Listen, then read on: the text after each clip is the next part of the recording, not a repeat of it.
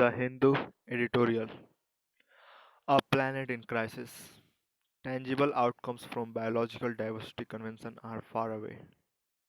A month after the 27th Conference of the Parties to the UN Framework Convention on Climate Change (COP27) in Egypt, diplomatic retinue went into a contentious hurdle again to save the planet, in Montreal, Canada this time, and as the Convention on Biological Diversity. While both these conferences can trace their origins to the Rio Summit of 1992, the CBD does not get anywhere near the media attention COP commands.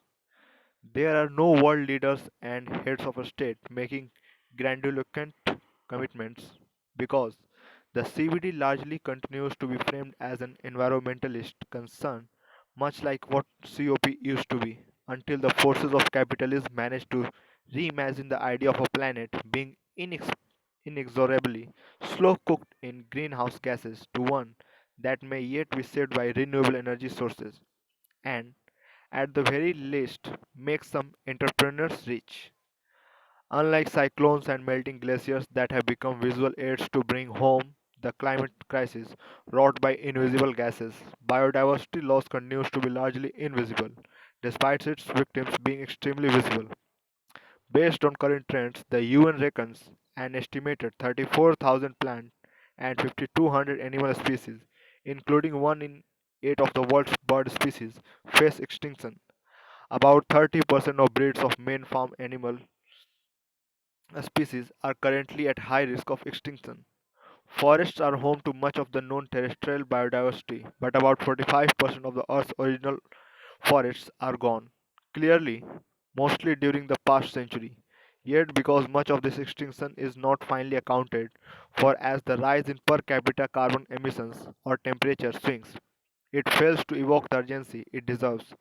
In this light, India's stance example of not wanting hard targets on proposals such as reducing the use of pesticides given that their effects on impacting biodiversity are documented and conserving 30% of land and sea seems anachronistic, particularly when it sees itself as a champion of conservation and living in harmony with nature. While India, adopting a negotiating tack from climate conferences, has argued that different nations have differing levels of responsibility towards biodiversity conservation, which requires richer nations to be more generous funders of global conservation efforts. It is well known that such demands are all dead and, unless countries agree to definite targets, what cannot be measured, as the adage goes, cannot be understood or addressed. Elizabeth Maruma Marina, Executive Secretary of the CBD, has described the negotiations as one that should result in a Paris moment for nature. While this was not quite what happened, countries have agreed on preparing concrete road maps by 2024 and the richer ones committing $30 billion an annum by 2030. But seeing tangible outcomes is a long time away. Second editorial. Destiny's Man. Messi lived up to his own script and delivered the World Cup to Argentina. A sporting greats can at times impose their will on the game. On a delirious Sunday night at Doha's Lusail Stadium, it was Lionel Messi's turn to dominate and clinch the FIFA World Cup for Argentina. This was a summit class for the ages, as France twice reversed the deficit to draw level at 3-3 before Argentina prevailed at 4-2 in the penalties. Having seen 35 summers and multiple heartbreaks in his previous 4 World Cups, the latest final offered Messi one last chance at wresting the cup that was previously secured for Argentina by the great Diego Maradona in the 1986 Mexico edition. A nation's expectations, the world's gauge, and his teammates' yearning for the greatest trophy all rested on Messi's magical feat. It is always difficult for an individual to flourish within a team sport. It needs synergy, a common desire, and an equitable distribution of skill sets. Messi prospered in his previous stint with FC Barcelona, has won 4 Champions League titles, 7 Ballon d'Or awards, led Argentina to a Copa America triumph, and yet the World Cup remained elusive until Sunday's pulse-setting final against a doughty rival thriving on Kylian Mbappe's exploits. Through this World Cup and despite the shock loss to Saudi Arabia in its first match, Argentina found a throbbing spine in Messi. The captain was the indulgent patriarch, scoring goals, but more importantly, setting up assists that were soaked in magic realism.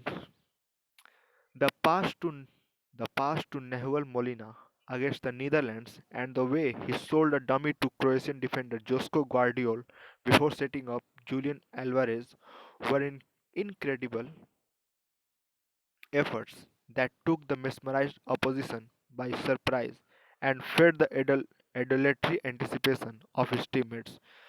In the final, Messi was in the thick of action, luring the defenders before blessing his fellow strikers with quick crosses.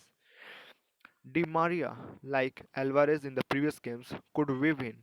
Yet, in a match that witnessed Argentina's positional superiority, France deserves credit for the way a comeback was executed. Mbappe and Messi, who turned out for Paris Saint-Germain FC, as expected, dictated the flow of the game. Maradona, who died 2 years ago, and an ailing Pele have ideal successors in Messi and Mbappe. In a World Cup lit up by the exploits of African and Asian countries, with an upset always around the corner, Argentina and France showed that pedigreed teams can last the distance through resilience and a hint of magic like the one that simmered from the boots of Messi and Mbappe. Thank you.